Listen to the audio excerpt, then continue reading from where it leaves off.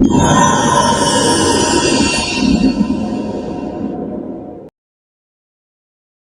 can never be 100%. Right.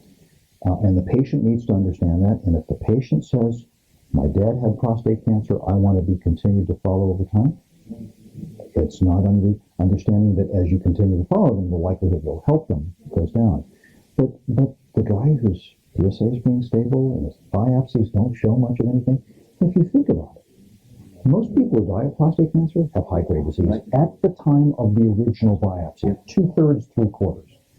So the paradox of all of this is that a man with low-grade disease, when I sit down with a man the first time, low-grade disease, sit down with him and with his wife, you tell them the paradox is that you now have a lower likelihood of dying from prostate cancer than the guy in the general population who doesn't have it. That's important to know. Your relative survival is 105%. Some of that is due to behavioral changes that people do, but some of it is you have a lower risk of dying from prostate cancer with that diagnosis than the man who's got a PSA of 2 who's not had a biopsy.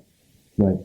So once you begin to understand that, they'll tell you, say, Doc, do I need to come in every 6 months? And then while you drop them down to maybe every year or so, and then they say, and I've got a host, and I'm sure you as well, got a bunch of guys who have aged out of surveillance, and they say, I'm not going to do any biopsies anymore.